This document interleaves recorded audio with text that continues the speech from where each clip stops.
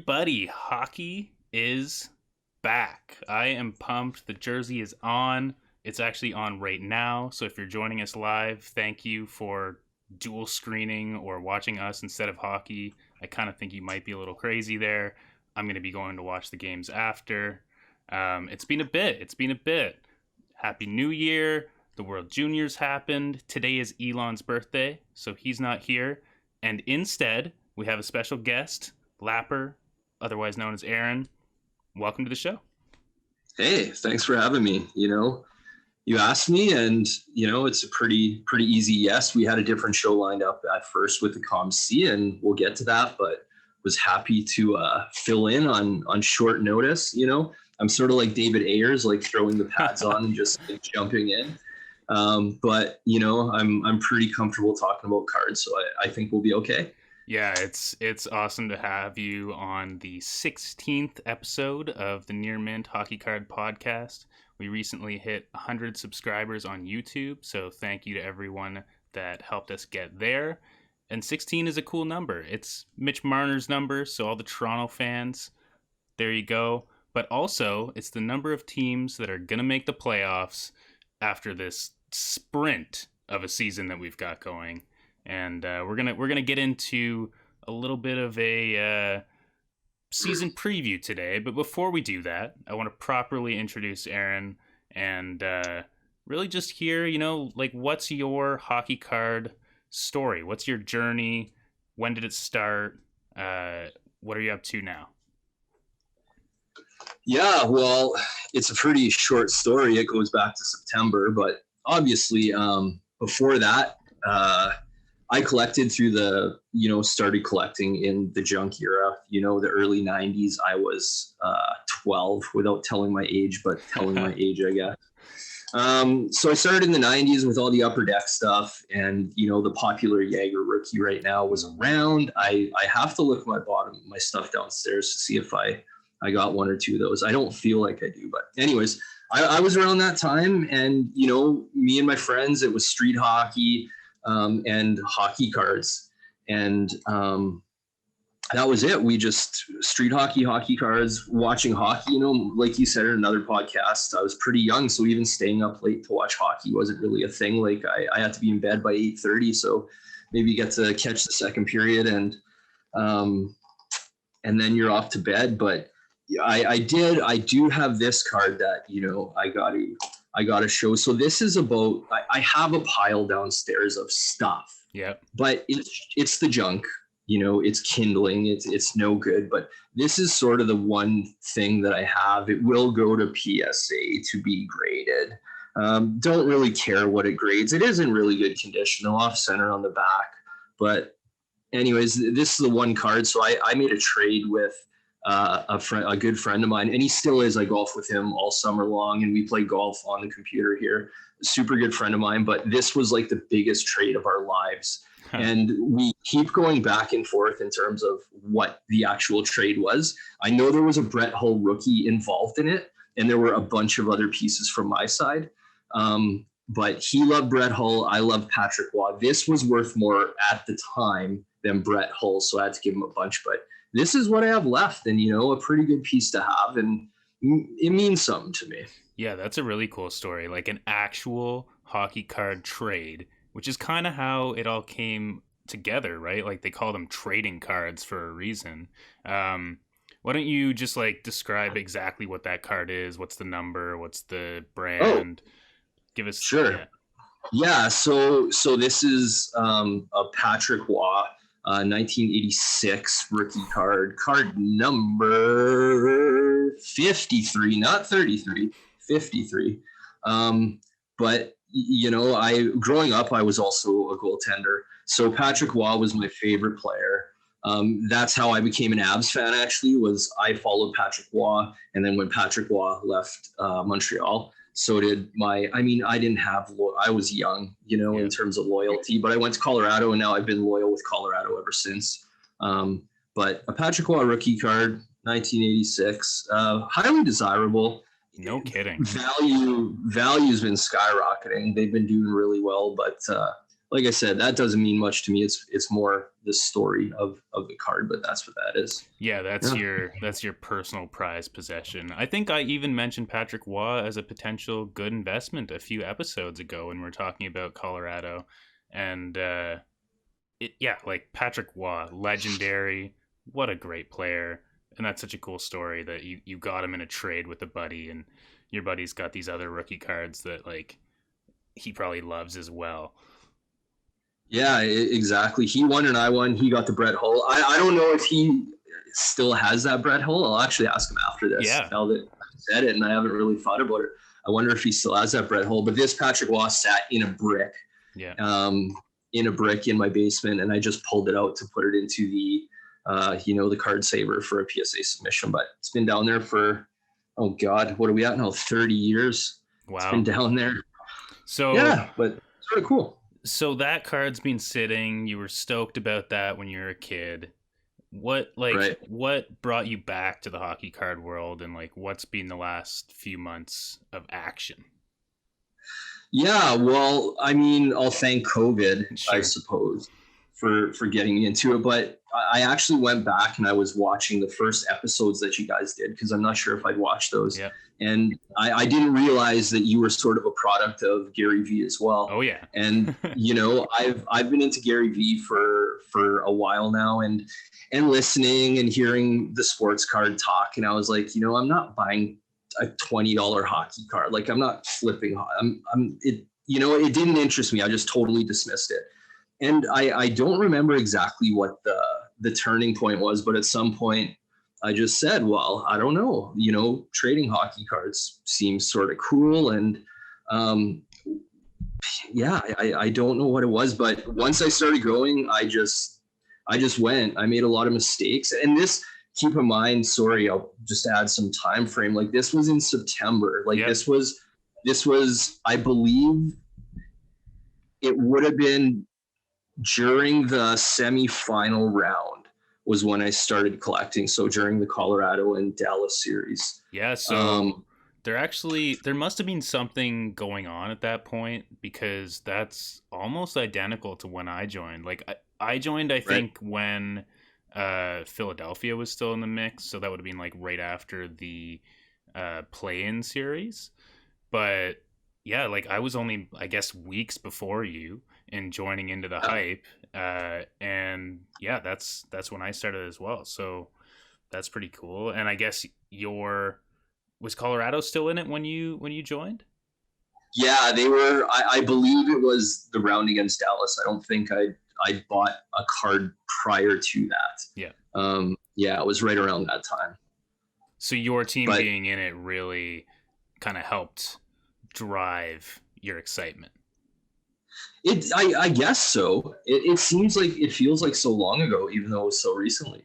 I don't remember what it was. I just started buying cards, and I bought cards and I bought cards and I bought cards. And like I said, I made a bunch of mistakes. I bought a bunch of junk I got here that still has some value. Yeah. But I bought a bunch of stuff that I shouldn't have. There wasn't really focus. I was just excited getting, like, I was literally getting 10 to 12 parcels in the mail, like whatever envelopes of cards, like every single day. My wife didn't know what the hell was going on. And and now I've dialed it in through COVID. I've spent a lot of time, sort of watching what's going on, observing, looking at cards, watching values, doing these things. And I sort of have a system or what I believe an opportunity that I've found, and how I can make this sustainable.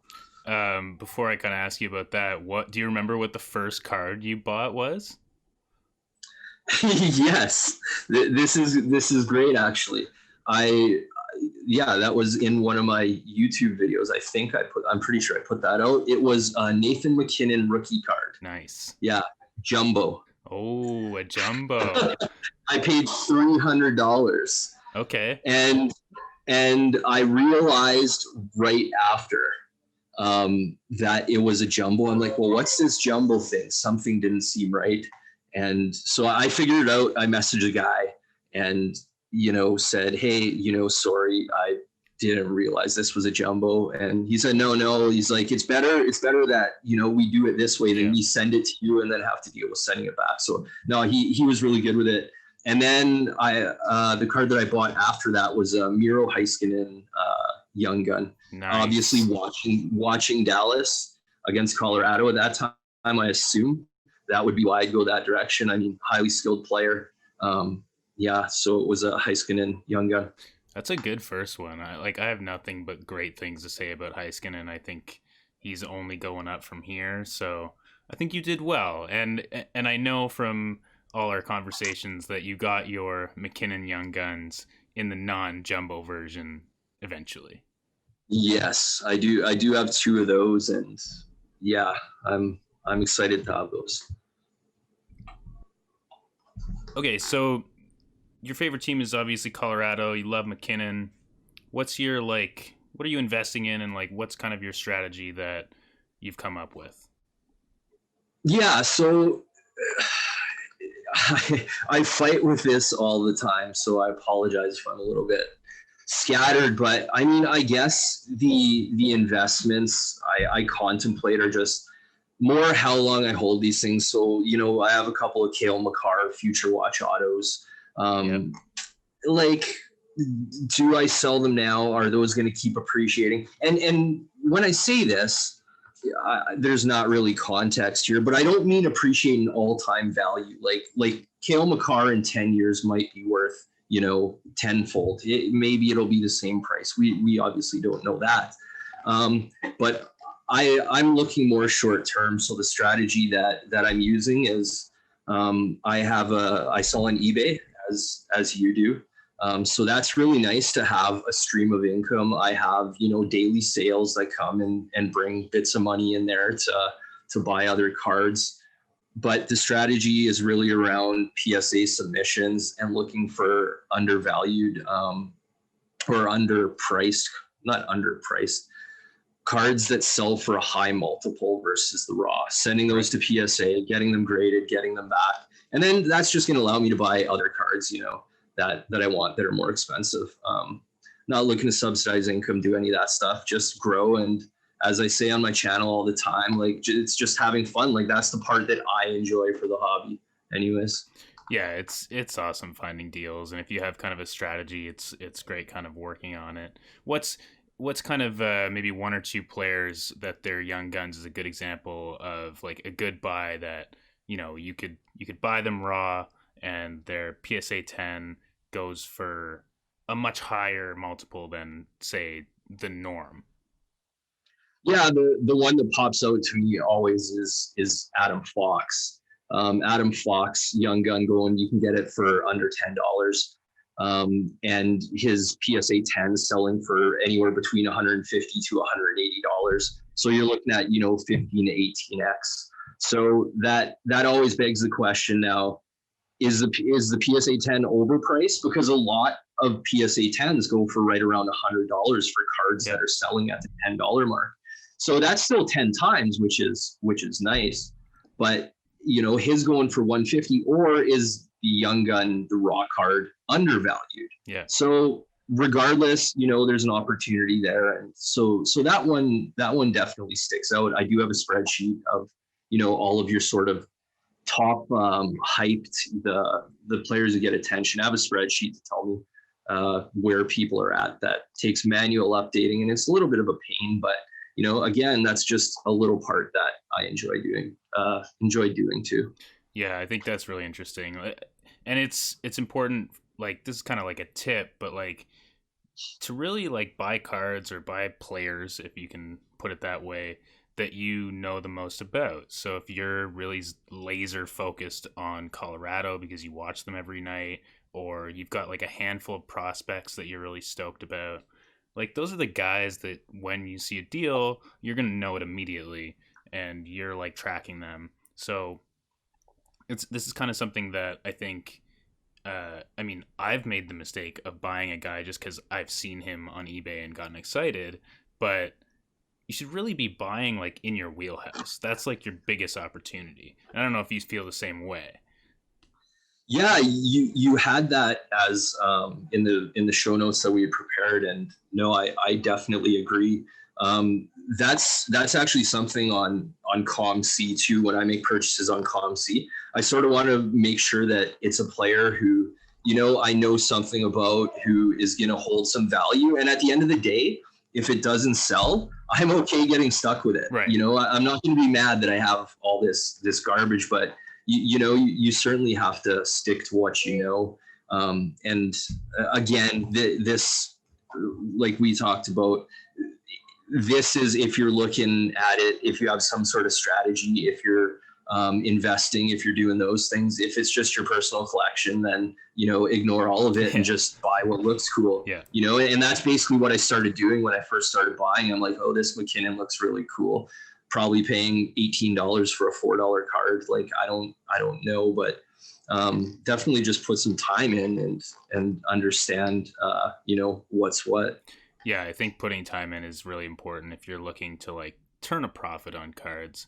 But yeah, I mean, if you're looking to collect and you want something for, to put on display, like, you do you. I think the really interesting part about hockey cards is, like, if you do that and you buy something that's for display and you buy, a Connor McDavid rookie card, the cool thing is that's going to hold value. And if you decide at some point down the road to change what you want to display, like, it's still got a lot of value where, other things that might be like art pieces around your house might not. Right. Yeah. No, exactly. Not going to go wrong buying a Connor McDavid rookie or, any of the other big boys. And then what you do with it past that is going to be on you. Yeah. I mean, certainly I think everyone in the world knows that Connor McDavid, his price today is the highest it's ever been, and it's not the top. I mean, I think that's pretty safe to say. But that doesn't mean that you should hold it forever, and that'll depend on you, on what you want to do. Yeah, for sure. All right, yeah, let's get into some of the news, the season. The first thing I wanted to quickly touch on is the World Juniors. First of all, big congrats to Team USA, who played a stellar, almost perfect gold medal game against a Canada, against a Canada team that was as deep as you could possibly have imagined, minus Doc and Lafreniere. But Zegras was outstanding. Knight played pretty much the perfect game, and they just played a perfect team game. But yeah, who were some of the standouts to you that you're maybe looking at and following from like an investment perspective as their cards come out, or maybe they're already out? Yeah, I think Zegras and Cousins were sort of in a league of their own. Yeah. I don't think anyone else really stood out to me that much. Two completely different games. Cousins is a big body guy and seems grindier. This is with the small sample that we've seen, and Zegras being more of a playmaking, really good hands, does everything really well, but, world class. So I actually, from fantasy hockey perspective, I got both of them Nice. in a keeper league that I have. So I'm pretty excited about that. So Zegras and Cousins to me looked great. Ville Heinle, I'm in Winnipeg here, so shout out to you Jets fans. Nice. Ville Heinle looked incredible. Remind me a bit of Sammy Girard. Yep. And highly skilled, good puck mover, good footwork, like gets pucks through to the net. He's not Shea Weber, he's not going to do that. Right. But from a card perspective, I did go on and buy a chunk of those, and they've gone up from about $3 when I was buying them up to $5 now. But Heinle has been sent back. He's been assigned to the Moose. So I would expect in, either the near future or over the summer, I'll be able to get that card again for around $3. So I wouldn't go chasing Ville Heinle right now. There's no reason, but he definitely looked really good. What about you? Who'd you like? There was a couple standouts. For me, I was really impressed with Peyton Krebs. I could see him having kind of a Jonathan Toews-esque kind of career if he jumps into that Vegas lineup at some point and really is like that, like, cornerstone two-way guy. And I don't know whether or not he's got that, like, same hype level or personality or like, Mr. Serious type of thing where people are going to love him to death. But he played an outstanding tournament. Besides that, a couple guys on the American team and these are guys like, I think Cole Caulfield is going to be like hot. Like he's Montreal. Like people are going to be all over that card. But the one that I think might be a nice buy low once kind of the hype dies down of Series 2 coming out is Kaliev. That guy was just lighting the lamp. He dropped in the draft for no reason. I think that guy is the real deal. Yeah, that's interesting. I mean, Caulfield was expected to do it. I believe his history is nothing but scoring goals. And so that's expected. So that's interesting. I didn't catch Kaliev so much, but no, I'm gonna go back and have a look now that you say that. Yeah, I mean, he didn't have the same flash as Caulfield. He didn't have the same flash as Zegras, but that's not really his game. His game is more so like the guy that's just gonna be there to put the puck in the net, like purely sniper. But in the NHL, if like you're that good at shooting the puck, you can make yourself a living. Like that's goals count. Goals count for a lot. Yeah, and especially in collecting cards, goals are everything. If you're putting up 40 every year, it's pretty hard. Although, I have a card in our top 3 that we'll be doing later in the show. Maybe that's a little teaser, but a guy was putting up 40 goals and not getting any love. So maybe goals aren't everything, but. Yeah, I mean, it's funny in the hockey card world. You have to kind of get points. You've got to have a bit of a personality. Sometimes you got to luck into playing for one of the teams that everyone loves. There's kind of a lot of different things that goes on, and everyone's kind of looking at Pettersson and wondering like, why are his cards skyrocketing? And like he's a very good player. He's amazing. But you could look at other guys that are very good and had great seasons. But I feel like his are going higher because he's got this personality on social media. He's doing things. He's like putting himself out there. And the fans are falling in love with him, which I think is a key piece. Yeah, like you have to be when it comes to hockey cards. And it took me a while to learn this, and I'm still coming to grips with it, is you have to be a little bit indifferent and understand that it does boil down to attention. And you have to be getting that attention. As much as I love Mikko Rantanen, I need other hockey card collectors to love Mikko Rantanen. You know what I mean? Like it's not taken away, and it's not that he's not a great player, and the other guys as well. There's people in the same boat. But you have to be aware of that as a collector, that the attention is what matters, and these prices are going up because other people want them. And that, from an investment side, that's where what you want to watch.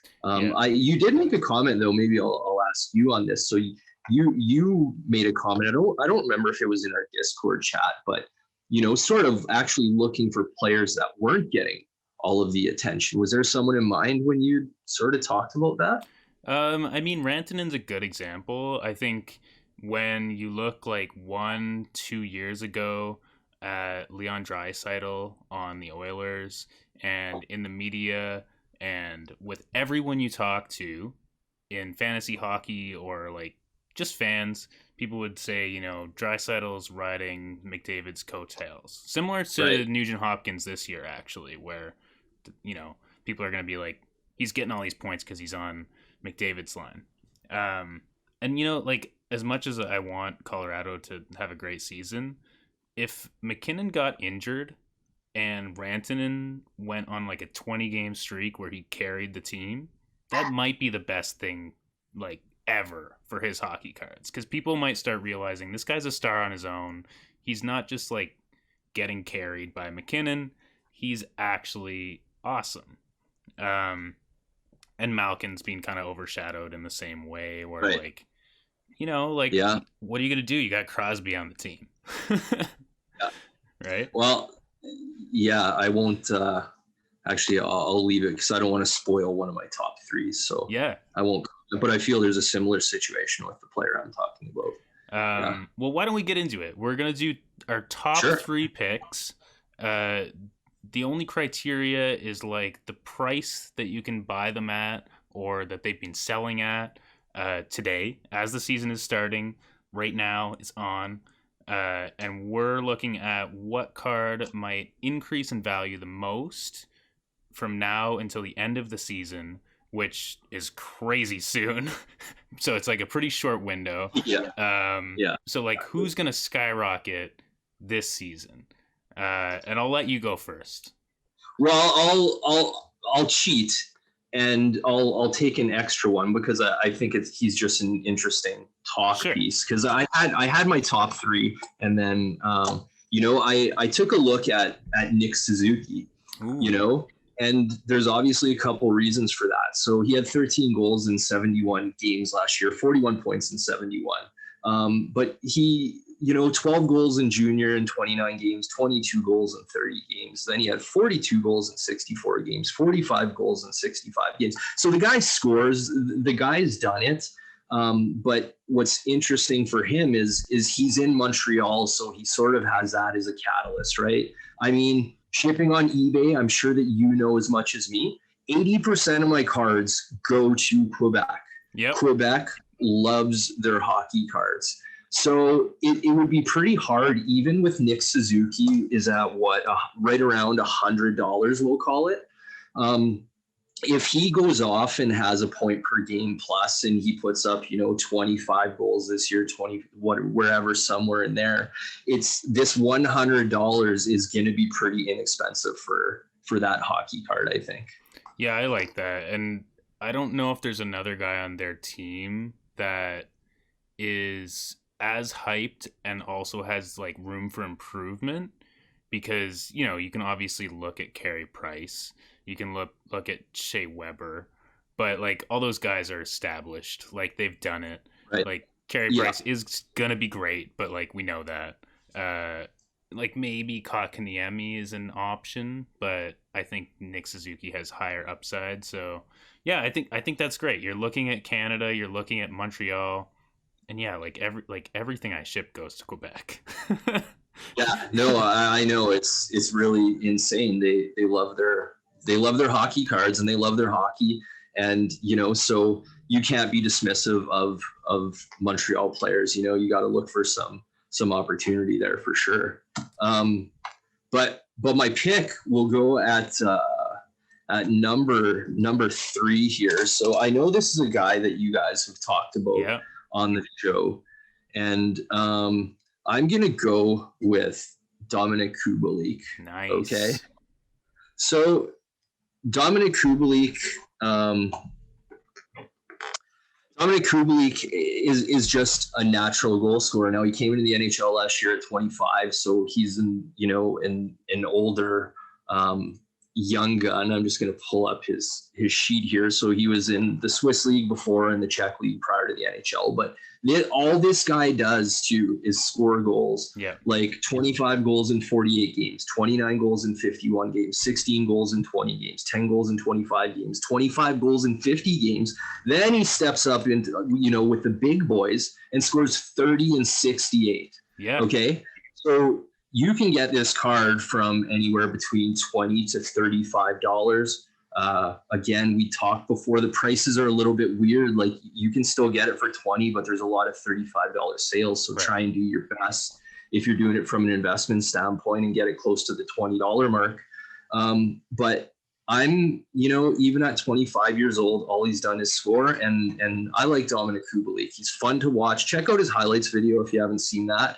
It's his skill set's absolutely impressive.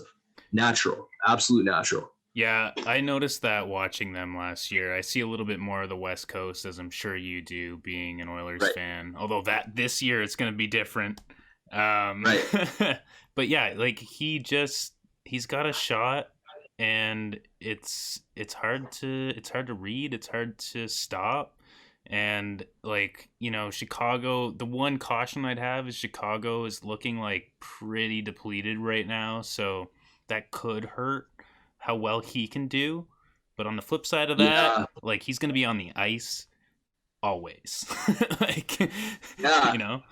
Yeah, maybe this in terms of the card value. I'm not. I mean, I don't know what could happen with it. I would be leery at 25 years old that he could turn into a Pedersen at $175. But there still may be some upside left there. I don't feel like if he does the same thing and scores. Well, this year it's sort of weird. What would the number be? What would a 40-goal season be? I guess it'd be about 28, closing on 30 goals or so. Yeah. So, can he get 25 plus goals? Like, he looks pretty capable of it, and we'll see. But a guy, that's why he's my number 3, a guy I'll be watching for. But your turn. Enough beaucoup. Yeah, I like it. I'm going to my hometown, and you're going to notice a trend with my picks that I won't spoil till the end. But I'm going with my boy Kyler Yamamoto. I've talked about him a lot on the podcast. Yep.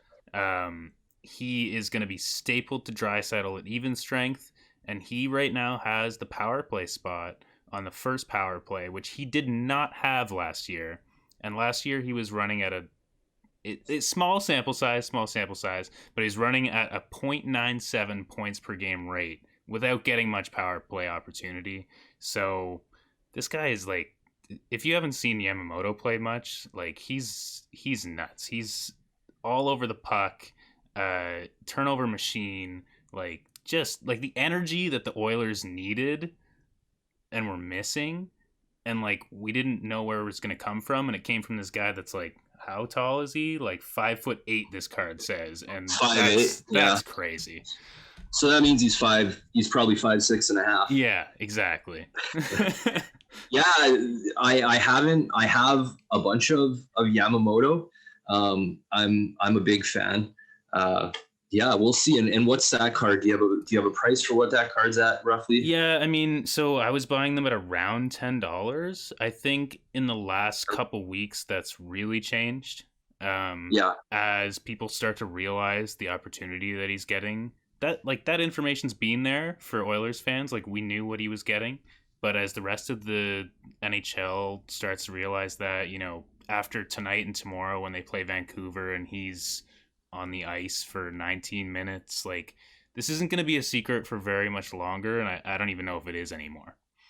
No, I mean, I see Yamamoto around enough. Again, what I'm watching for is the attention, and whether it's a Raz, as soon as a Yama card pops up, like, it's gone. Like, people are buying it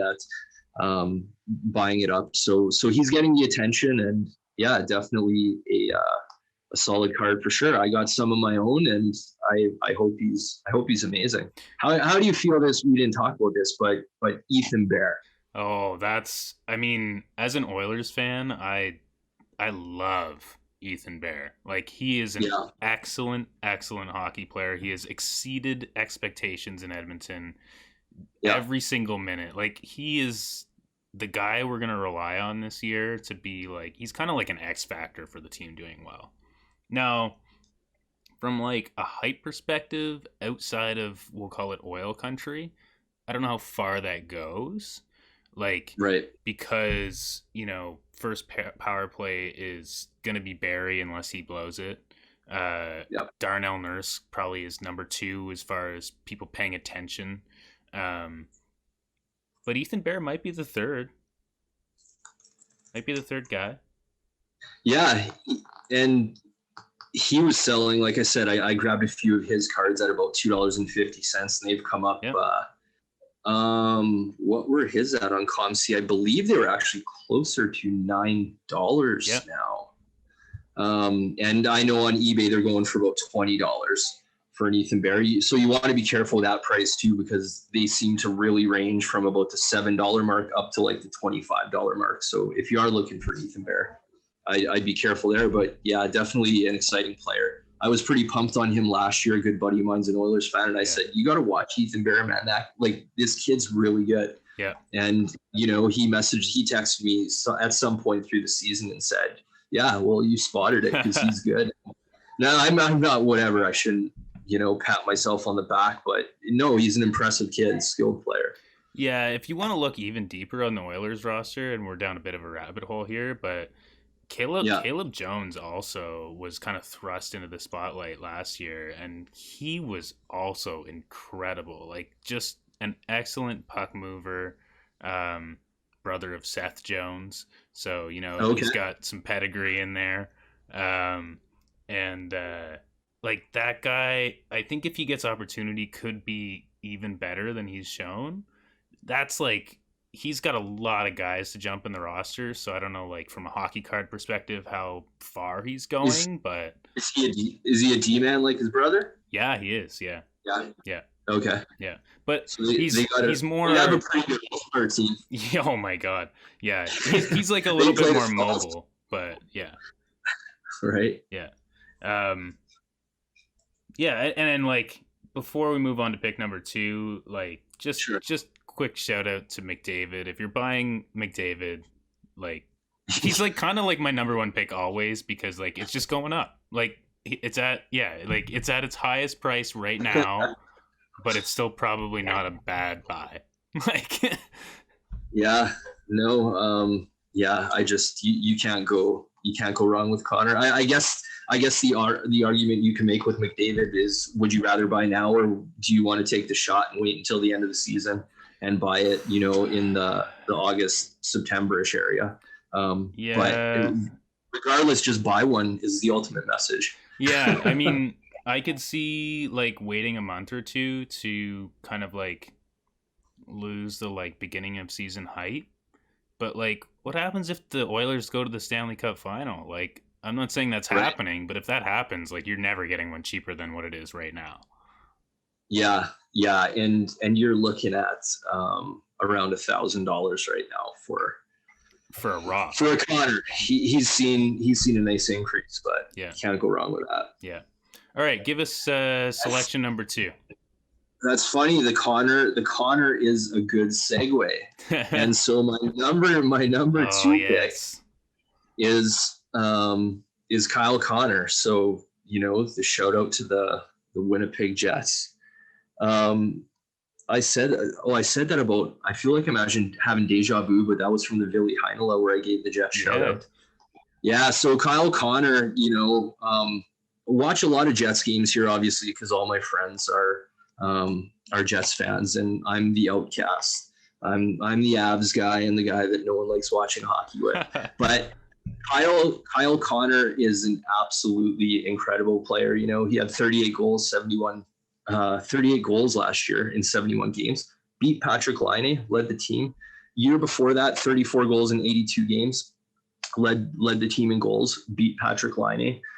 66 points the season before. 73. He was over a point a game last year. He's getting top power play minutes with who's on that line. That is Scheifele, Wheeler, Connor, Wheeler, Laine, and who's up top? Pionk? I'm not sure, but there's a D-man up there anyways. He's getting top power play minutes, but his skill set is incredible. But it's one of those things I give a caveat because he's not getting the attention. So when we talked earlier in the show about, Rantanen with McKinnon, and you have Draisaitl with McDavid, you have Patrick Laine, who's getting all the attention right now. Connor's not. To me, Connor is a superior player. I don't think that that's even debatable. Without getting into it too much, I guess. I mean, we can debate that if you want, but even as a goal scorer, Kyle Connor's been better for the last 2 years. So, Kyle Connor at $20, and he hasn't moved since I started collecting. I was getting him at about $16. He's still, to this day, you just go buy all you want for $20. And again, he's just not getting the attention, and I don't know if he will. It's not because he can't play hockey. No.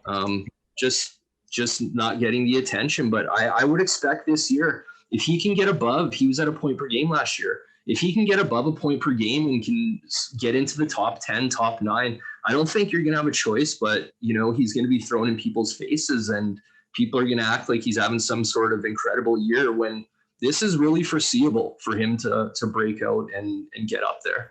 Yeah, I mean, I know we've brought him up so much on the podcast because he's underappreciated. Laine is going for, I don't know, it must be like 8 times as much money. That just Yeah. threw out a number, but like it's got to be somewhere in that range. And you know, Kyle Connor is incredible. I think it's interesting from the hype perspective. It's kind of similar to my point about McKinnon. Like if Laine got traded or, you know, was injured or whatever, maybe Connor gets that bump and people like kind of start paying more attention.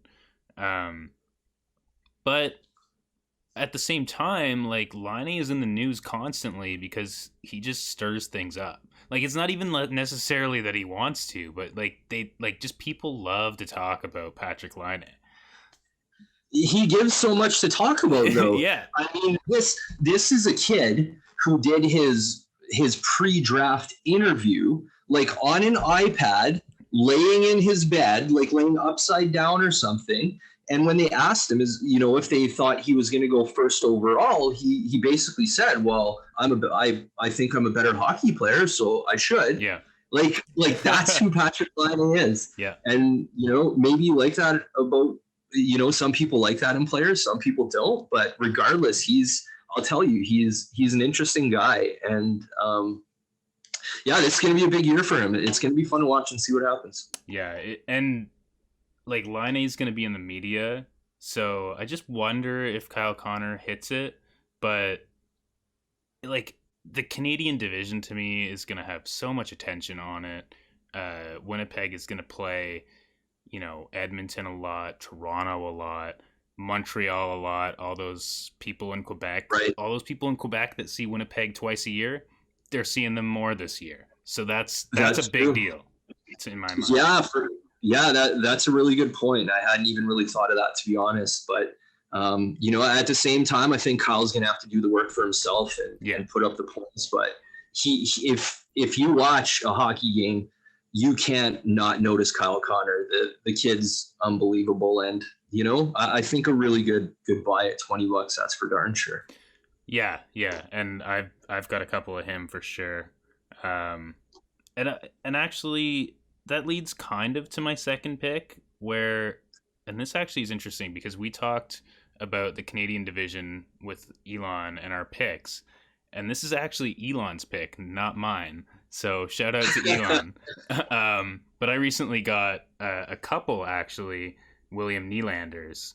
Okay. And they're going for, not cheap, but a pretty reasonable price for a Toronto Maple Leafs guy that is going to play on a line with, pick your poison. It could be Matthews or Tavares or, Joe Thornton or Marner, like whoever. And he's kind of like Connor. He's a goal scorer. And the reason I like him is it's kind of a buy low point. Like Leafs fans are a little annoyed with him for like last year's contract stuff. He didn't really do what he should do. I remember going to watch him. There was a preseason game. I went to see them at the Marley Stadium, actually. They played Montreal. And he scored 4 goals. And it was like, this guy's nuts. Like, his shot is ridiculous. So, I just think he's going to, at some point, put up like 35 goals. And I think that could be this year. And in Toronto, if you do that, it's nuts. Yeah, he'll be an interesting one. I remember through that contract stuff. That was 18-19, right? He played 54 games and he had 27 points that year. Only had 7 goals. Right, that was 2 years ago. Yeah, my bad. Yeah. Last year he had 31 in the 68 games. So he's finding a groove. 24 years old. He's just sort of a guy who I find funny. He looks. He reminds me a little bit of like Kessel, where he sort of looks like he's eaten a couple too many cheeseburgers, but he's so natural and he's so skilled and he just sort of gets the job done, Right. And like nobody's arguing with Kessel's success, and like they're both excellent shooters. Like he's just got that talent that I like on that team. If he's not skyrocketing in points, like I don't know what's happening. Yeah, No, for sure. And I would imagine, I haven't looked at William Nylander's, but I would imagine he's around maybe the $80 range. I think it must be less than that because I got a a BGS 10 canvas Young Guns. I think it was $200, and so like, and that's like another thing that I've been looking at actually is BGS 10. For some reason, there seems to be deals out there. I don't know, maybe people aren't searching it as much on eBay. They're not as like into that for some reason. Maybe it seems like more expensive than the BGS 9.5. And the other thing I've been personally looking at is the canvas, Right. where like they're more rare, and the prices they tend to be similar, but I find more like, let's call them super deals in the canvas territory where they'll be like much less than what they've been selling for. And I just think there's like maybe a little less attention, so you can find like more people not getting those deals. Yeah, for sure. I was just pulling up his price, but I mean, just judging by the buy it nows, that, you can usually take off 10-15% or something. And then, it puts you at around the $50 mark or so, somewhere in that range. For the raw, Young Guns, right? Correct. Yeah. For the raw Young Guns. Yeah. And at that price point, like Toronto player that is going to be putting up a lot of goals, like that seems pretty decent. Yeah, absolutely. No, it's funny, just people sort of tend to lean in different directions. And I mean, I'm clearly familiar with William Nylander, but not a guy I've looked at a heck of a lot from a buying perspective. And maybe it is just because he's sort of, he's pushed, below Marner. Like people are going to be looking at Marner. Tavares, he's a little bit more veteran. If you collect him, you're going to buy him, but I don't think people are going to be loading up on Tavares Young Guns. And as you mentioned the other show, being in an Islanders jersey isn't exactly good either. Yeah.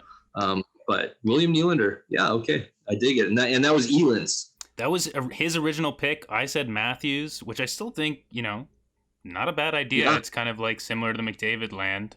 But I just think maybe Nylander's got more room to grow like this season. Right. Yeah. From $50, if I'm going to get more acclimated with the prices after this, but yeah, at $50, that seems like I could, I'd grab a couple of those. All right. For sure. He's got everything going for him for sure. Well, I've got one convert. All right, let's bring out the big guns. What's your number one selection for improvement price-wise this season? Okay, so I hope this isn't your number one. It could be. I mean, I feel like who I would pick, but I mean, I'm going with the Svech. So, you have Svechnikov, who is, again, highly skilled player, running the team, getting all the attention in Carolina. What does attention mean in Carolina? Probably not a heck of a lot. But in the card market, he's getting a ton of attention. Same thing when you watch Raz's or you watch eBay listings, like they're going quick. Your buy it nows are getting bought up. So he had 24 goals last year in 68 games, 20 the year before in 82 games, 37 points in 61. Respectively, and he's 20 years old. I thought he was 21. He's 20 years old. His birthday is in March, but super skilled. And one of the things you'll notice too, I watch all the videos on these guys. Number one, because I think it's pretty fun, and it's good to get a perspective of other players that you don't get to see too often. But one thing that really stood out about Svechnikov is he has a pretty good shot. It's a little bit deceptive, but he gets to the net. This guy scores from everywhere. Like he scores in the tight places. He's gritty. He's not sniping like Ovechkin from the side or Laine and everything from the outside. He gets to the dirty areas, and that's really good for sustainability and goal scoring.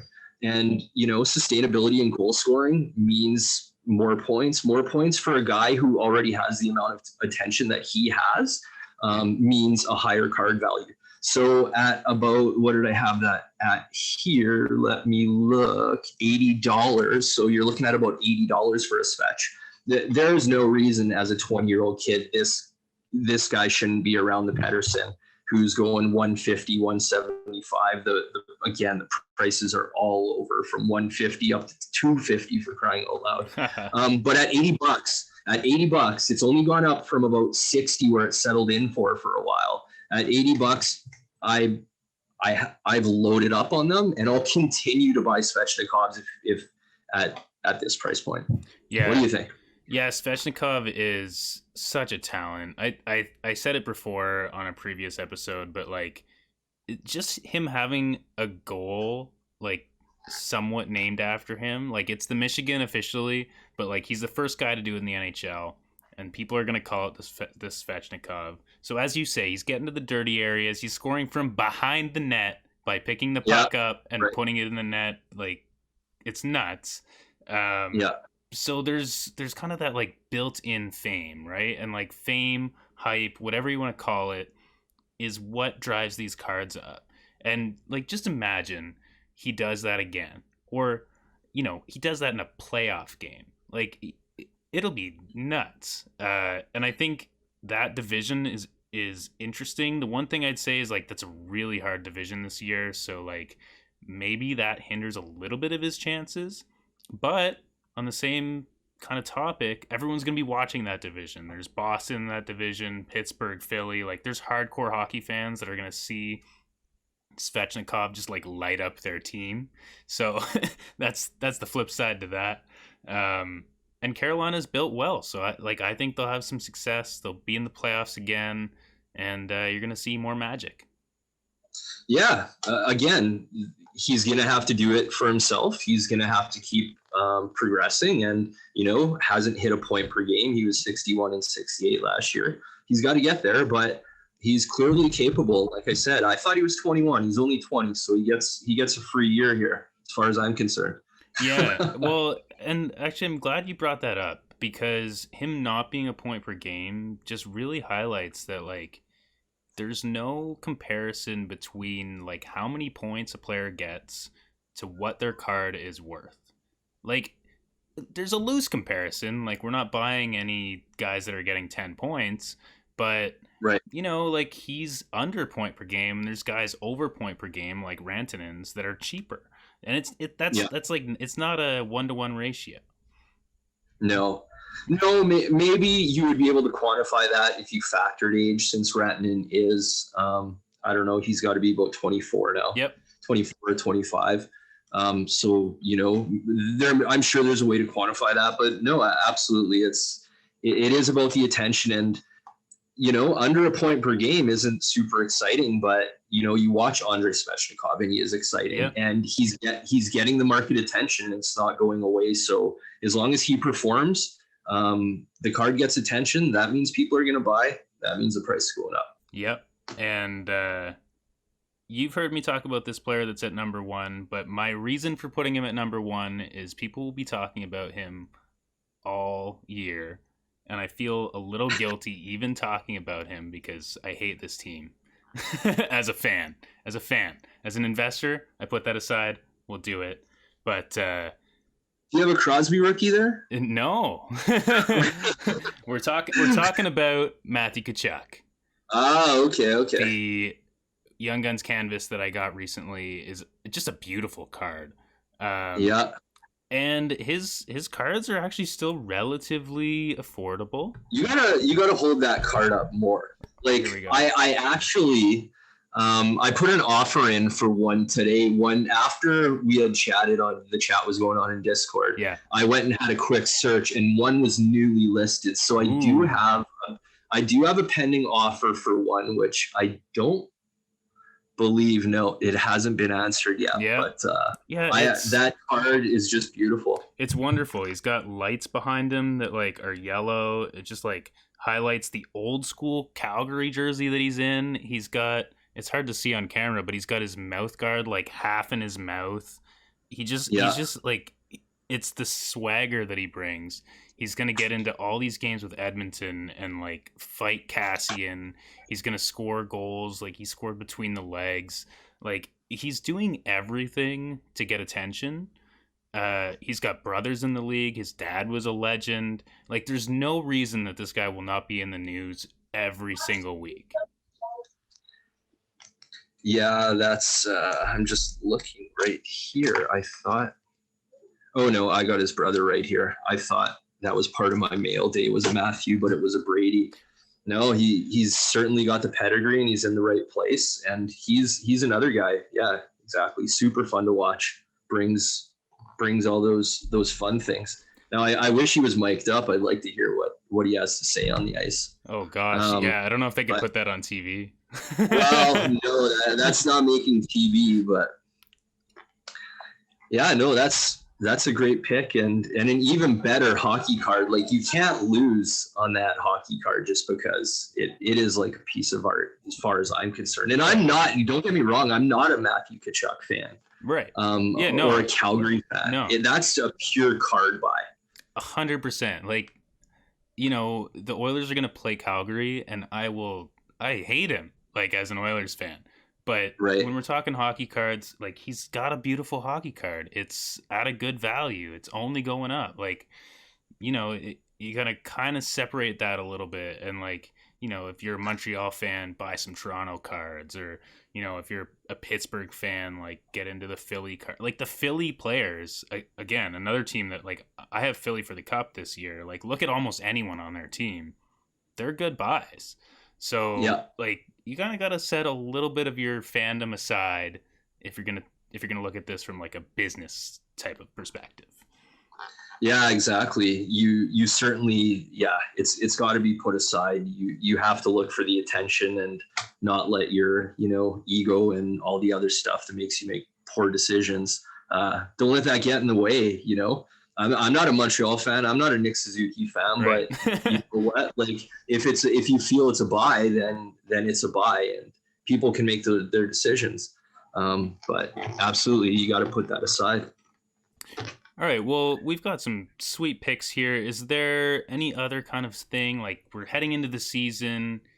Like, what like tips would you give out, or like what pitfalls would you warn people not to get into as like everyone's getting hyped about hockey? The hockey card market has taken a big, like it's blowing up as hockey's getting hot again. Yeah, I know you actually have a couple. So why don't you start and I'll add in. Beautiful. Because you made a really nice list. Yeah, so I've already talked about the Canadian teams. Like that's my opinion. I think the Canadian teams are going to get more hype. Buy what you know. That's another one. So if you're an Oilers fan and you see Calgary, you see Edmonton, you see more West Coast, maybe you have an advantage over someone in the East Coast that doesn't watch them as much. The biggest thing, like for me, and I made this mistake when I first joined, is not buying a card when it's at the peak of its hype. So I've kind of talked about Carter Hart in the past, but I bought Carter Hart when he was in the playoffs. His cards were up probably 50% at least, maybe 100%. And I bought those cards then. And I don't regret it. I love Carter Hart. I think he's going to be like insane. So take that with a grain of salt. But I could have got them for $100 cheaper if I waited for the playoffs to end. Right. Now, you know, if they won the cup, great. That would have been awesome. But, you know, right now as the season starts, there's all these rookies. There's all these players getting opportunities. There's all these guys that have a lot of hype. And, you know, the fans are going nuts. Like people love the rookies. And maybe those guys are getting 6-7 game looks and they're going to be sent back down. So, yeah, I guess my advice is like, don't just buy the guys that everyone's talking about. Maybe wait a bit. Yeah. I mean, again, the hype, the attention, you want that. But right now, there is maximum attention. So if you're looking to buy, you might want to consider a strategy where you hold off for a little bit. So, the prices are just skyrocketing. And now, it's like buying a stock high. Like that's not what you want to do. You want to buy a stock low and you want to sell it high. Well, stocks are very high right now. And I guess the argument and the debate would be, are they going higher? I don't know. It feels to me like it feels to me like this will continue for some short period of time. Short period meaning, I think perhaps once we get 3 weeks into the season, a month into the season, and everyone and hockey is old again, you'll see some of that attention disappear, which could like bring the prices down a little bit.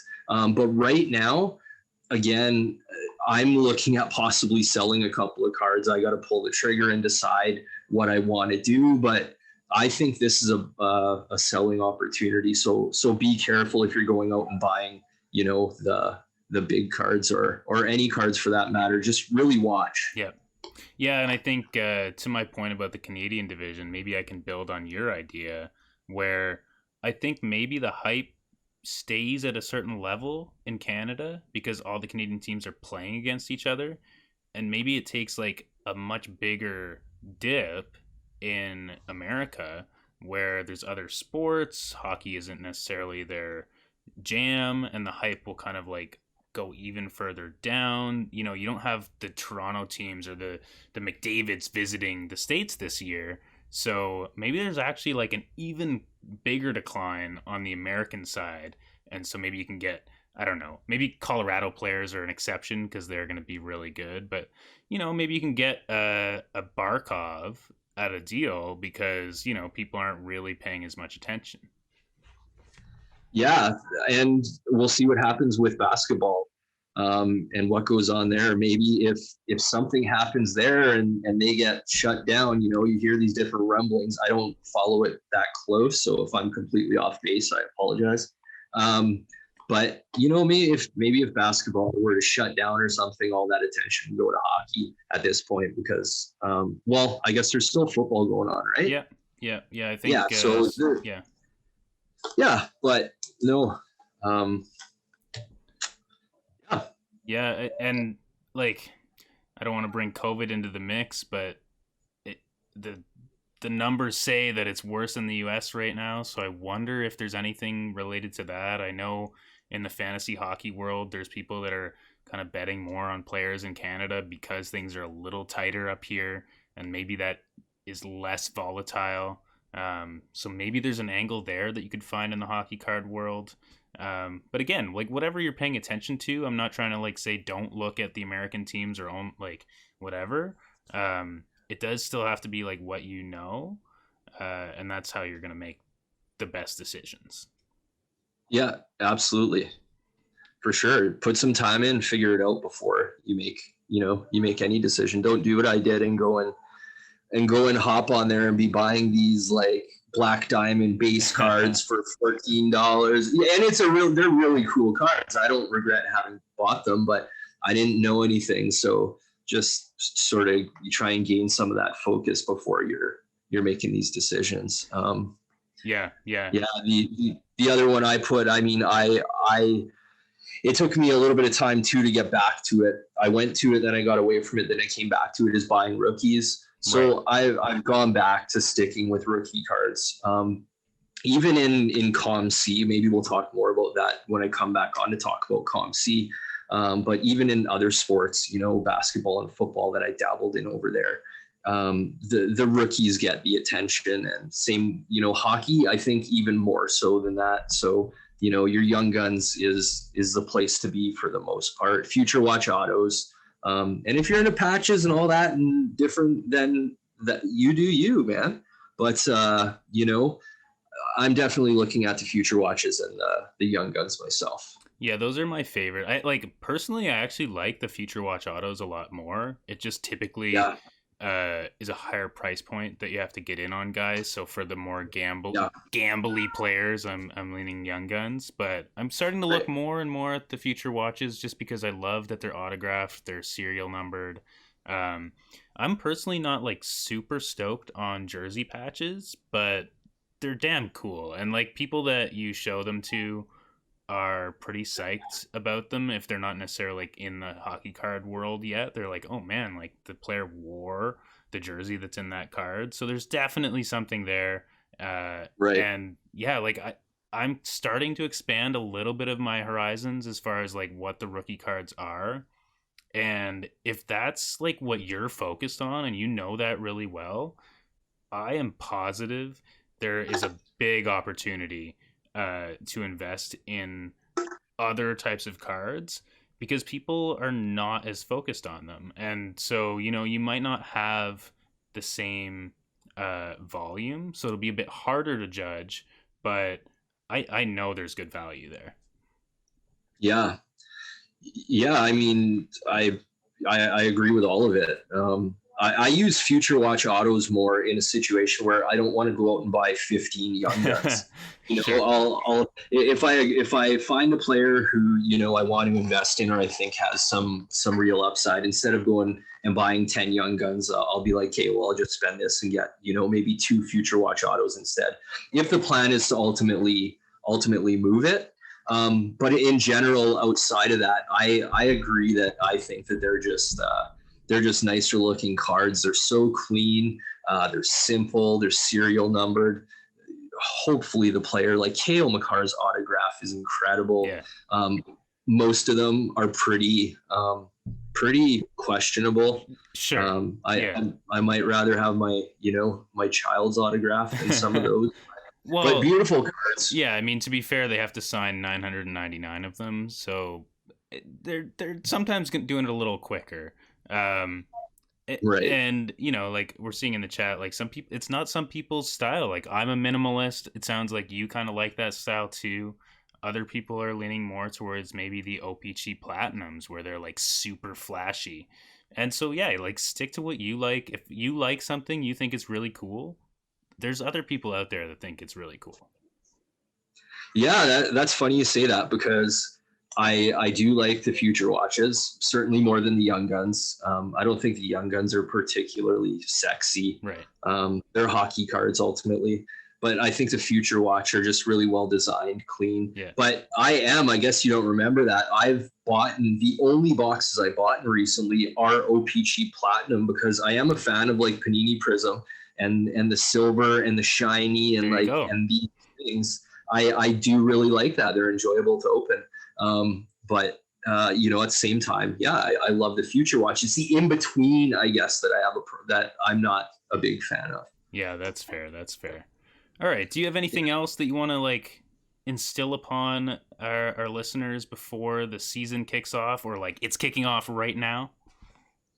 No, I mean, yeah, Toronto just scored. Oh. I don't know what the score is. It's 4-4 now. Wow.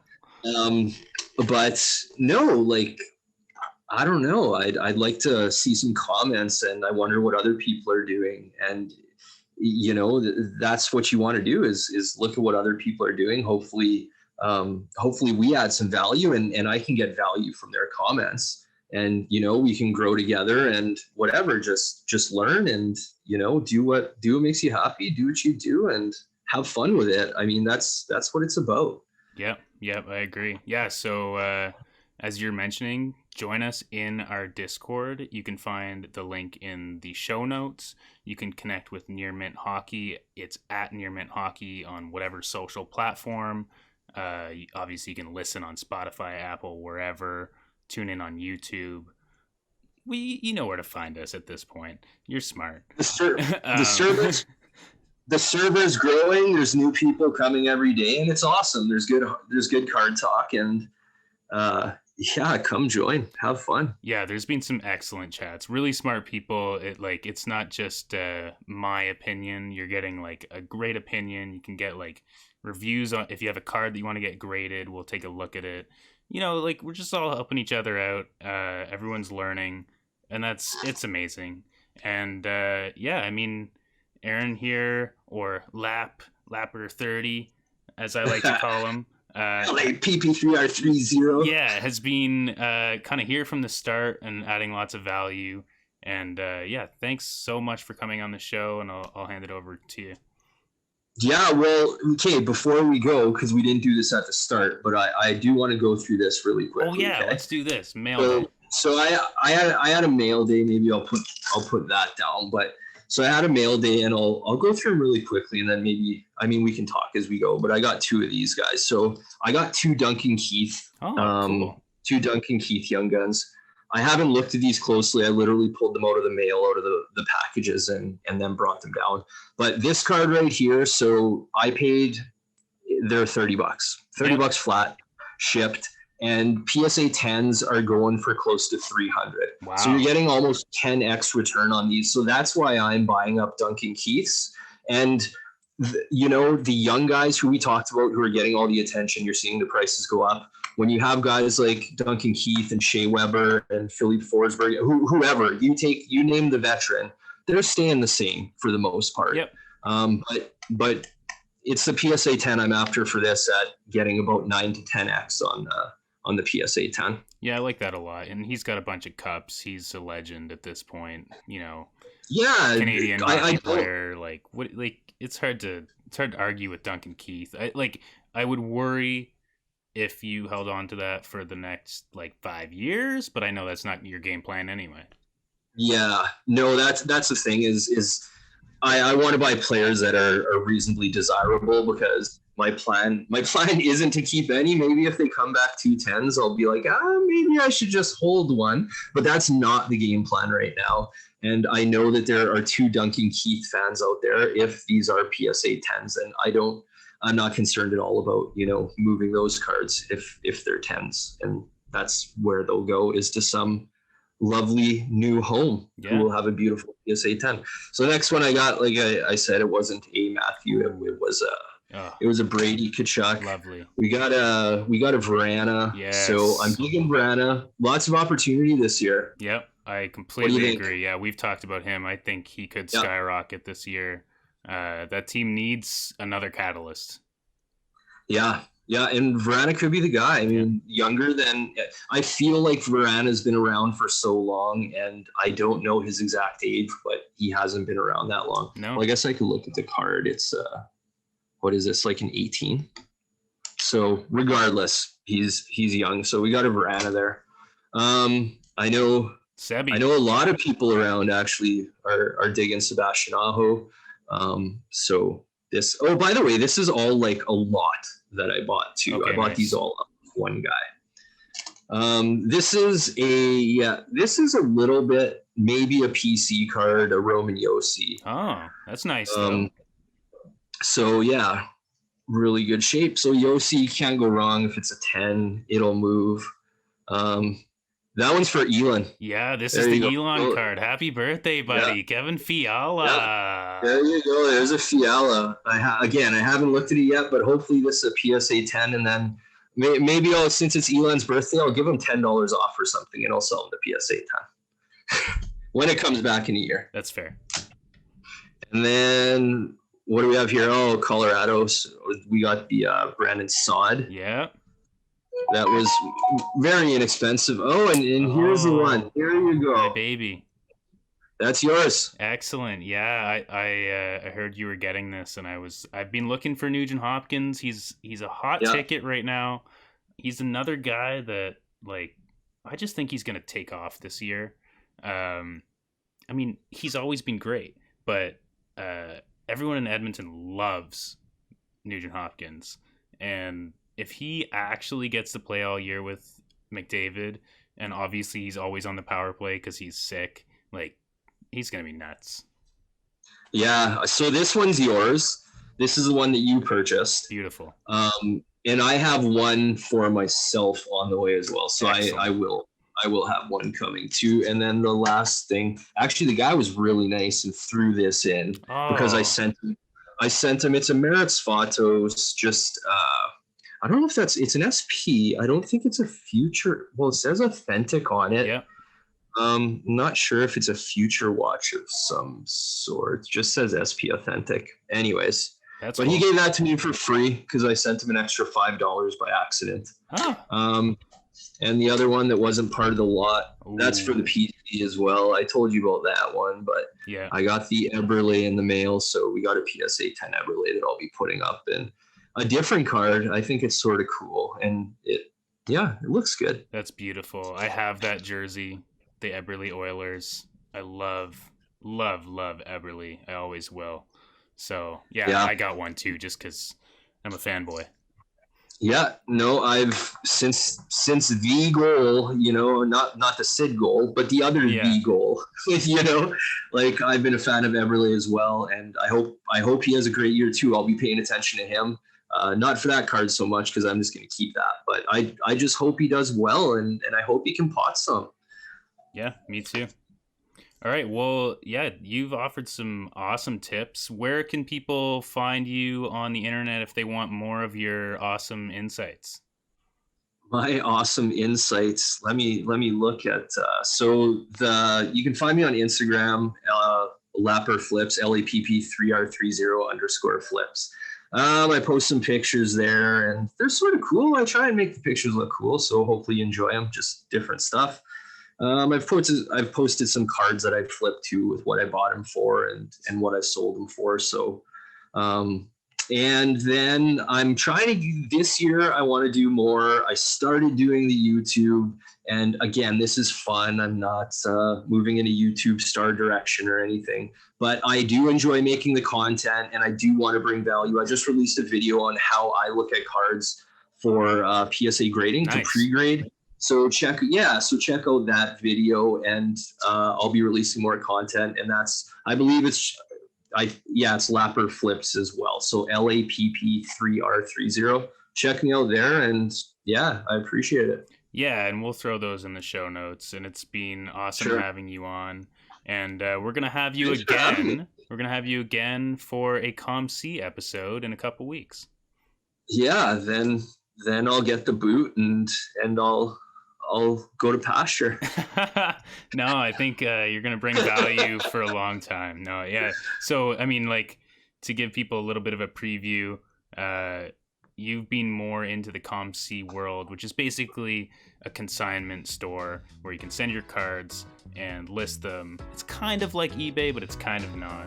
Anyways, we'll dig into that, and lots of tips and tricks coming. That's going to be a great episode. But yeah, it's been great. No, thanks for having me. I appreciate it. Happy to come back anytime. I hope everyone out there is well, safe. Hope your family's doing well. Stay safe, take care of each other, and, have fun, man. It's just hockey cards at the end of the day. Just have fun. Yeah, I totally agree. And I hope your NHL team wins. I hope the guys that you bought their cards of score. And until next episode, go get them young guns. Mm-hmm.